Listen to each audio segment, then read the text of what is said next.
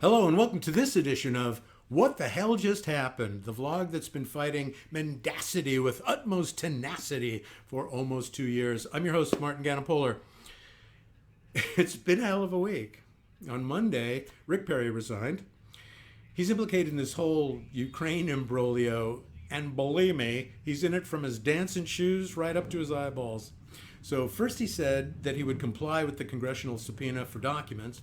Then he said that he wouldn't. Maybe he can't remember what he was told to do. Oops, sorry, he can't.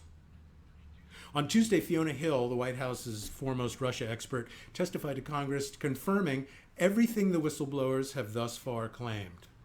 And, there was a Democratic presidential debate with only 12 candidates this time. The debate itself, though, was almost lost in all this mishigas.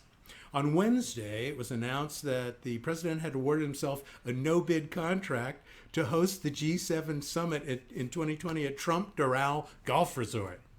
This somehow manages to violate both the foreign and domestic emoluments clauses of the Constitution. Hey, he really is an overachiever. The president has vowed not to make any profit on this, and we know that he never lies. Nonetheless, it's still a violation of ethics rules, and it amounts to a great free ad for the least popular resort in Florida. When acting Deputy Assistant Grand Poobah Slick Mick Mulvaney announced it, it almost sounded like a commercial, which we know is gonna come and will probably sound like this.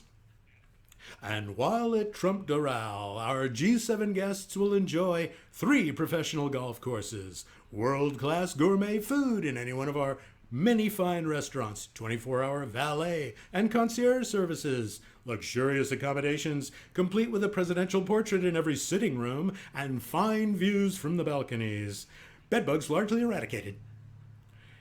After his announcement, Mulvaney then admitted on camera in front of the press corps that the aid to Ukraine that the president withheld was in fact a quid pro quo, but that nothing was wrong with that.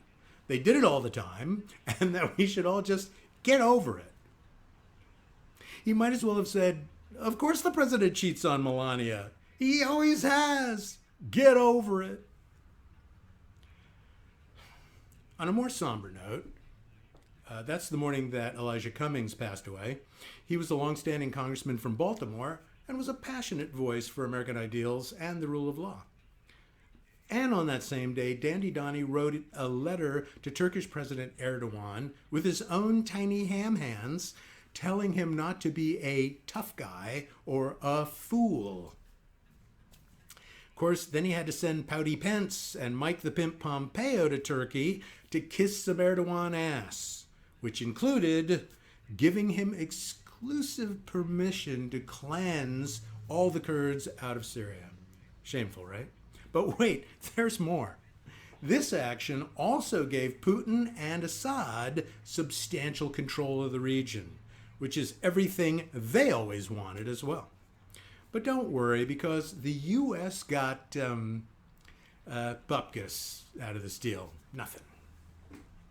On Thursday, Gordon Sondland, the real estate tycoon who was given an ambassadorship because he donated $1 million to the president's inauguration party, returned to D.C. to testify on the Rudy connection in Ukraine.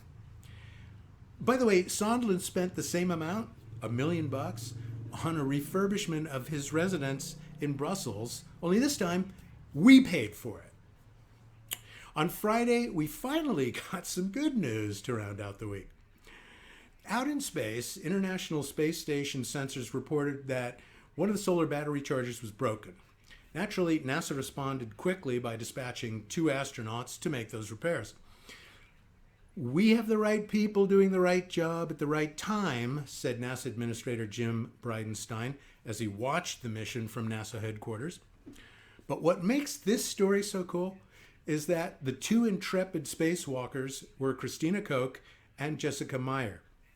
And even as they strolled in the absolute vacuum of space, calmly making repairs, they were also making history. as the first all-female spacewalk. That's one short walk for women, one giant stride for humankind. Thanks for joining me for another edition of What the Hell Just Happened. We'll see you right back here soon. Bye for now.